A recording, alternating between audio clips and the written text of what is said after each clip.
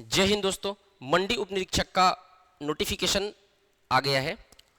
Notification में कोई बड़ा बदलाव नहीं हुआ है, लेकिन अगर आप व्यापम के पिछले 4-5 पेपर का एनालिसिस करें तो व्यापम के सवाल पूछने के तरीके में, व्यापम के सवाल पूछने के अप्रोच में बहुत बड़ा बदलाव हुआ है। वो बदलाव क्या है ये हम लोग आज की वीडियो में देखेंगे। एक भी पॉइंट स्किप मत करना, और उस बदलाव के आधार पे आपको अपनी तैयारी को कैसे बदलना है, अपनी तैयारी को कैसे दिशा देनी है, वो हम लोग आज की वीडियो में देखने वाले हैं। बहुत इंपॉर्टेंट वीडियो होने वाला है। नोटिफिकेशन के बारे में भी पूरा बताऊंगा। आयु सीमा क्या है, अर्हता क्या है, शैक्षणिक अर्हता, वो सारी चीजों के बारे में, पदों की संख्या कितनी है। वीडियो को एंड तक देखिएगा। अगर अच्छा लगेगा तो लाइक जरूर करिएगा। चलिए सबसे पहले थोड़ा नोटिफिकेशन के बारे में देख लेते हैं, और उसके बाद मैं आपको बताऊंगा कि अपनी तैयारी को कैसे करना है और व्यापम ने क्या बदलाव किया है जो मैंने एनालिसिस किया है। देखो अभी यहां पर दिया हुआ है परीक्षा की प्रारंभिक ऑनलाइन आवेदन चालू हो चुका है 6 फरवरी से। कल के डेट में ये नोटिफिकेशन आया है। परीक्षा 24 अप्रैल को ही होगा। लास्ट डेट जो है वो 27 फरवरी को है 5 बजे तक, ठीक है।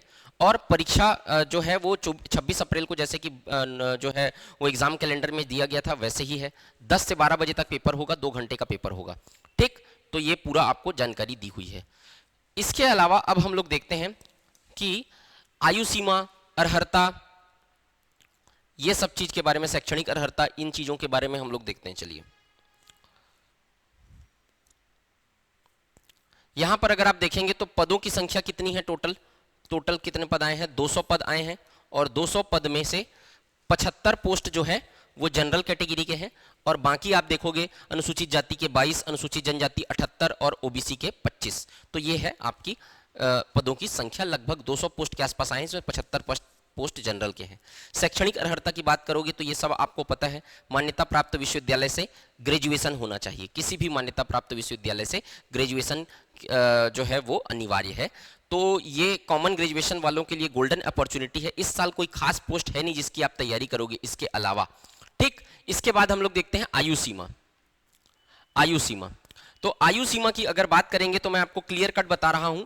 1 जनवरी 2026 को आप अपना आयु सीमा काउंट करोगे तो इस साल के पहला तारीख से तक आपकी जो आयु है, इस साल के पहला तारीख तक 1 जनवरी तक 26 के 21 वर्ष होनी चाहिए न्यूनतम, और अधिकतम होनी चाहिए 45 वर्ष। मतलब 35 साल रहता है, 5 साल स्थानीय निवासियों को छूट मिलता है और 5 साल महिला और अदर कैटेगरी वालों को छूट मिलता है। तो ओवरऑल अगर देखो तो 21 से 45 साल तक आप फॉर्म भर सकते हो अगर इस आयु की सीमा के बीच में है तो। इसको याद रखना, न्यूनतम आयु गिनी जाती है साल के पहले तारीख तक, ठीक। तो ये हो गया आपका शैक्षणिक अर्हता और आयु सीमा। सिलेबस के बारे में देखते हैं। सिलेबस में केवल उसके नंबर्स में बदलाव हुआ है, मतलब जो सब्जेक्ट है उसके नंबर में बदलाव हुआ है, बाकी सब सेम है। जो पिछले बार का सिलेबस था वही। 7 नंबर का हिंदी आ रहा है, हिंदी 7 नंबर का। इंग्लिश जो है वो 8 नंबर का आएगा। सिलेबस वही है जो कॉमन व्यापम के पेपर में रहता है। 20 नंबर का आपका आएगा मैथ्स। रीजनिंग क्या आएगा, 10 नंबर का रीजनिंग आएगा। इसके बाद यहां पर आप देखो इंडियन जीएस 25 नंबर का आएगा, इंडियन जीएस 25 नंबर का। उसके बाद यहां पर करंट अफेयर्स दिया हुआ है, 10 नंबर का अलग से करंट अफेयर्स आएगा। छत्तीसगढ़ जीएस आएगा 10 नंबर का, और कंप्यूटर आएगा 10 नंबर का। तो ये नोटिफिकेशन से रिलेटेड जो मुझे जानकारी देनी थी ये सब मैं दे चुका हूं। अभी आप देखो इसमें केवल नंबर में बदलाव हुआ है। पिछले बार का सिलेबस और अभी का सिलेबस सेम ही है, ठीक है। चलिए ये आप पूरा टोटल सिलेबस निकल के आता है। अगर आप देखो तो इंग्लिश 8 नंबर का, हिंदी 7 नंबर का, गणित 20 नंबर का, रीजनिंग 10 नंबर का। इसको मैं एक बार और डील करूंगा लास्ट में कि इसमें कौन कौन सा सब्जेक्ट को ज़्यादा तैयारी करना है, कैसे बेहतर तरीके से तैयारी कर सकते हो। इसके आगे मैं थोड़ा सा व्यापम के जो है पैटर्न में जो बदलाव हुआ है उसके बारे में मैं चर्चा कर लेता हूँ। मंडी उप निरीक्षक का जो हमारा बैच है वो यहाँ पर 5 जनवरी से स्टार्ट हो चुका है। यहाँ पर आपको नीचे कॉन्टैक्ट नंबर दिया हुआ है, ये आप पूरा रिकॉर्डेड मिल जाएगा, और अभी लाइव क्लास भी चल रही है तो ज्वाइन कर सकते हो। टेस्ट सीरीज अगर आपको ज्वाइन करना चाहते हो तो वो भी आप ज्वाइन कर सकते हो। नीचे दिया हुआ नंबर है, CGPSC नॉलेज एप्लीकेशन डाउनलोड कर लेना। अब देखो अभी जो व्यापम में जो मैंने बदलाव ऑब्जर्व किया है वो कॉम्पिटिशन के लेवल में बदलाव हुआ है। कैसे बदलाव हुआ है, अभी देखो जो पेपर हो रहा है उसमें नंबर बहुत ज्यादा जा रहे हैं। जो टॉपर का नंबर है वो बहुत ज्यादा जा रहा है। पहले व्यापम के पेपर में अगर आप 1-1.5 साल पहले के पेपर में देखो तो उतना नंबर नहीं जाता था। अभी आप देखो कि पेपर में जा रहा है, जैसे अमीन पटवारी का पेपर हुआ 87 नंबर टॉपर का गया है। 85 नंबर में 2-2 लोग थे, एक एक नंबर में 2-2, 5-5, 7-7 लोग हैं एक एक नंबर में। तो कंपटीशन का लेवल बढ़ा है। उसके कई कारण हैं, उसमें से एक कारण ये भी है कि जो स्टूडेंट पेपर दे रहे हैं व्यापम का, वो पिछले 4-5 साल से तैयारी कर रहे हैं, क्योंकि वैकेंसी ठीक से आया नहीं है, और वैकेंसी आया बहुत कम आया है, सिलेक्शन हुआ नहीं है। पीएससी का तैयारी करने आए थे और पीएससी में नहीं हुआ तो व्यापम का तैयारी कर रहे हैं, वो तो करेंगे ही।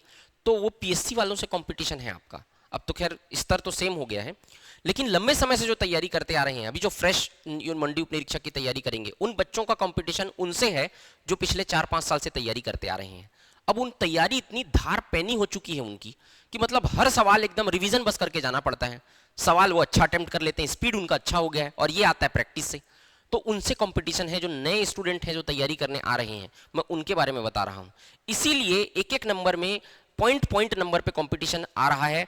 दूसरा, यहां पर इतना नंबर जा रहा है, उसका भी कारण मैं जो बता रहा हूं वो है। तो कट थ्रोट कंपटीशन है। इससे क्या समझ में आया?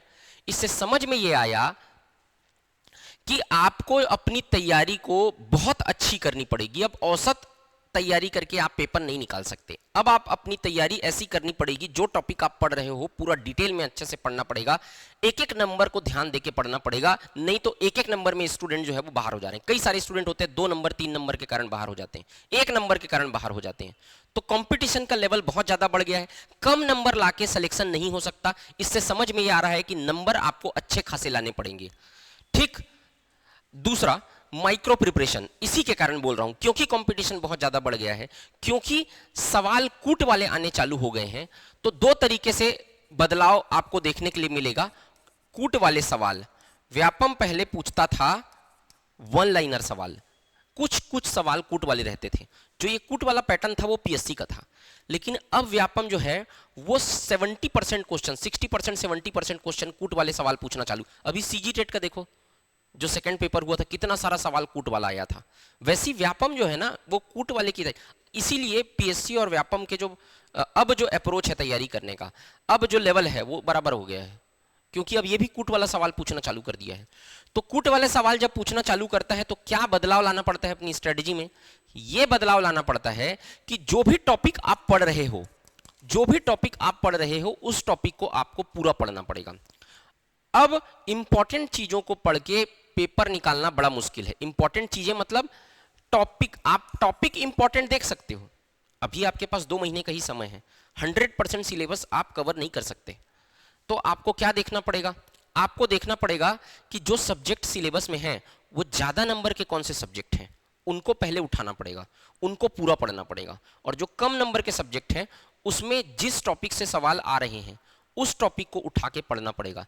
लेकिन आप टॉपिक इंपॉर्टेंट सेलेक्ट कर लो अभी के पैटर्न को देखते हुए, लेकिन जो टॉपिक आप पढ़ोगे उसको पूरा पढ़ना पड़ेगा, पूरा टॉपिक पढ़ना पड़ेगा। क्यों पूरा टॉपिक पढ़ना पड़ेगा? क्योंकि 1 लाइनर किसी टॉपिक को, जैसे बौद्ध धर्म पढ़ रहे हो, बौद्ध धर्म में गौतम बुद्ध के बारे में इंपॉर्टेंट चीजें पढ़ के आप 1 लाइनर बना सकते हो, लेकिन थोड़ा बहुत पढ़ के आप कूट वाले सवाल नहीं बना सकते उनके बारे में। कूट वाले सवाल में बहुत डिटेल में पूछ देता है, एक सवाल में 4 सवाल छिपे रहते हैं।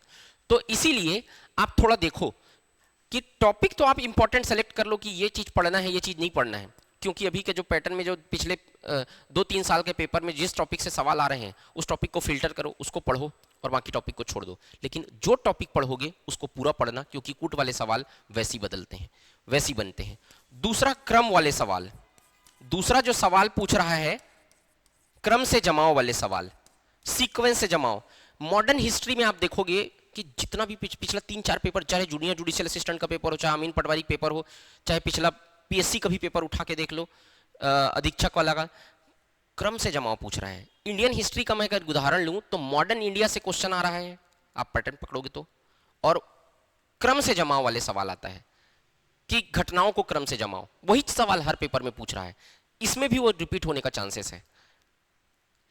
कई सारे पेपर में देखा, इवन दो मैथ्स वाले में भी, मैथ्स भी आपको क्या पूछ रहा है, क्रम से जमाव करके बोल देता है। या ये कूट वाले टाइप के क्वेश्चन देना चालू कर दिया है, अभी कूट वाले सब्जेक्ट टाइप के क्वेश्चन आए हैं मैथ्स में तक। तो पेपर का स्तर इस तरीके से बदला है, तो जो बदला है उसके आधार पे आपको डिटेल में तैयारी करनी पड़ेगी अब। तो ये दोनों तरीके के सवाल के लिए इसमें भी, पेपर में भी आप तैयार रहिए, मैं ये बताना चाहता हूं आपको। इसीलिए मैं कह रहा हूं कि माइक्रो प्रिपरेशन करना पड़ेगा, सूक्ष्म लेवल पे जाके आपको पढ़ना पड़ेगा। ऊपर ऊपर से पढ़ने में अब नहीं बनेगा। और तीसरा मॉक स्ट्रेटजी। मॉक स्ट्रेटजी का मतलब ये होता है एक तरीके से आप टेस्ट, सबसे पहले तो आप ये याद रखो टेस्ट देना है आपको अच्छे से। टेस्ट सीरीज हमारा ज्वाइन कर लो, किसी दूसरे संस्था का आपको मन कर रहा है उनका ज्वाइन कर लो, कोई दिक्कत नहीं है, लेकिन टेस्ट दो, अच्छे से दो। पहली बात तो पीवाईक्यू सॉल्व करो अच्छे से, जितना ज्यादा पीवाईक्यू सॉल्व कर सकते हो। और याद रखना पिछले 10 साल का पीवाईक्यू सॉल्व करना है, 10 साल का, 10 साल का तो पीवाईक्यू सॉल्व करना ही है पिछले। लेकिन एक बात ध्यान रखना, अभी जो पेपर में अभी जो पिछला 4 से 5 पेपर हुआ है व्यापम का, उस सब का निकाल लो प्रिंट आउट। चाहे जैसे जूनियर जुडिशियल असिस्टेंट, अमीन पटवारी, हॉस्टल वार्डन, ये सब पेपर का ना प्रिंट आउट निकाल के अपने पास रखो। नोट करो कि कौन से टॉपिक से कौन सा क्वेश्चन आया है, किस तरीके का क्वेश्चन आया है, उस पैटर्न को एनालिसिस करो, पकड़ो। और उसको पकड़ के ना ये 4-5 पेपर का अच्छे से पेपर एनालिसिस करोगे ना, तो आपको समझ में आ जाएगा कि मंडी उप निरीक्षक के पेपर में कौन से टॉपिक से क्वेश्चन आएगा। आप खुद एनालिसिस कर लोगे, देखना इसको, पहले इसको पढ़ो पेपर को। दूसरा बात, जब भी आप टेस्ट दो, इसमें आप एक चीज चेक करना, अपनी स्पीड। क्योंकि अब जो पेपर आ रहा है, मैंने क्या बताया आपको, कूट वाले सवाल आ रहे हैं, क्रम वाले सवाल आ रहे हैं, ये जल्दी सॉल्व नहीं होते, ये जल्दी नहीं बनते, पेपर लेंदी होता जा रहा है। तो अब 2 घंटे में पेपर अच्छा।